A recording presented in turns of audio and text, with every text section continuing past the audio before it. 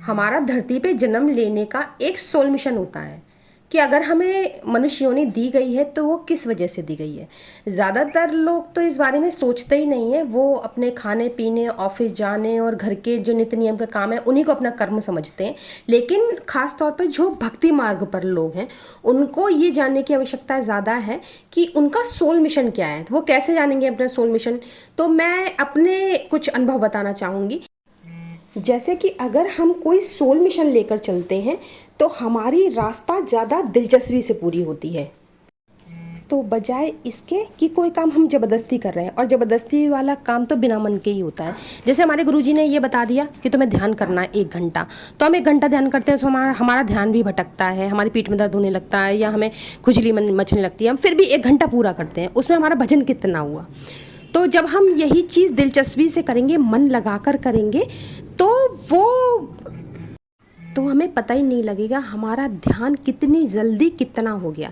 जैसे कि किसी बच्चे को आप ज़बरदस्ती पढ़ाने बैठाओगे तो वो कितनी देर पढ़ पाएगा। कभी नींद आने लगेगी, कभी डर से वो बैठ ज़रूर जाएगा, लेकिन कितना पढ़ पाएगा। और वही उसे खेल खेल में पढ़ाया जाए तो वो ज़्यादा दिलचस्पी लेके पढ़ेगा और जल्दी याद करेगा और प्रेशर भी उसके ऊपर कम पड़ेगा।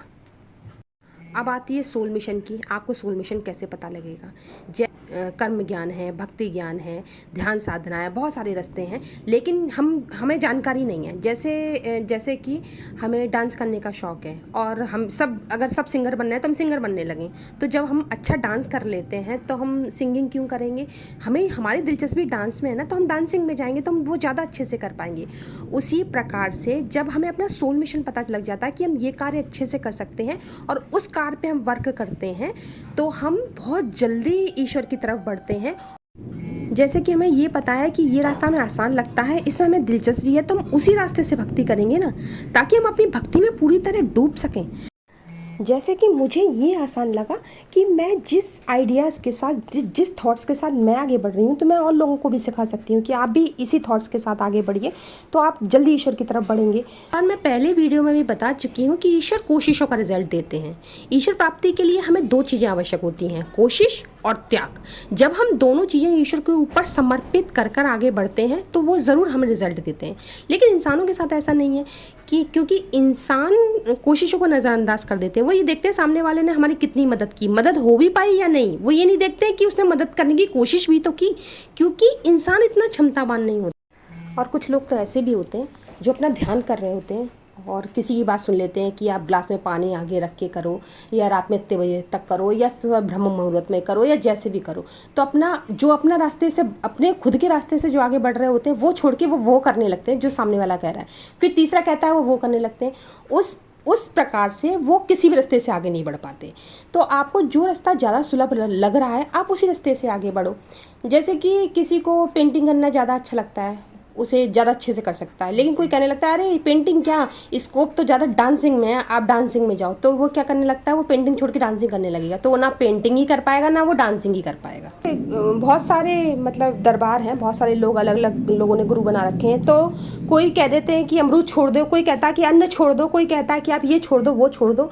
जबकि सबसे बेहतर ये है कुछ मत छोड़ो। अगर आपको व्रती रखना है, आपको व्रती अपना पूरा करना है, तो आप एक बुराई छोड़ दो कि मैं झूठ बोलना छोड़ रहा हूँ या मैं किसी का दिल दुखाना छोड़ रहा हूँ, क्योंकि आप इस शरीर को कष्ट नहीं पहुँचा सकते। ये शरीर ईश्वर की देन है। आपको ये इस शरीर में रह के अपना वो भजन पूरा करना, अपना वो सफ़र पूरा करना। ये एक तरीके का, ये हमारा जो शरीर है ये हमारा एक आई कार्ड है इस पृथ्वी पे बने रहने का। अगर हमारे पास ये शरीर नहीं रहेगा तो हम इस पृथ्वी पर नहीं रह पाएंगे, फिर हमें सूक्ष्म तल पे रहना पड़ेगा। इसीलिए हमें अपने इस शरीर की वैल्यू करनी है, कदर करनी है, क्योंकि इसी शरीर से हमें मुक्ति का रास्ता मिलेगा। इस शरीर के लिए तो देवता भी तरसते हैं। इसी अज्ञानता के चलते हम धारी गुरु की आवश्यकता पड़ी है, क्योंकि अगर हम 10 बार स्वरूप के दर्शन कर रहे हैं तो श्री गुरु महाराज जी स्वरूप में से नहीं बोलेंगे कि आपको ये नहीं करना है, आपको ये करना है, बल्कि वो किसी के घट में प्रवेश करके आपको बताएंगे कि आपको ऐसा नहीं ऐसा करना है।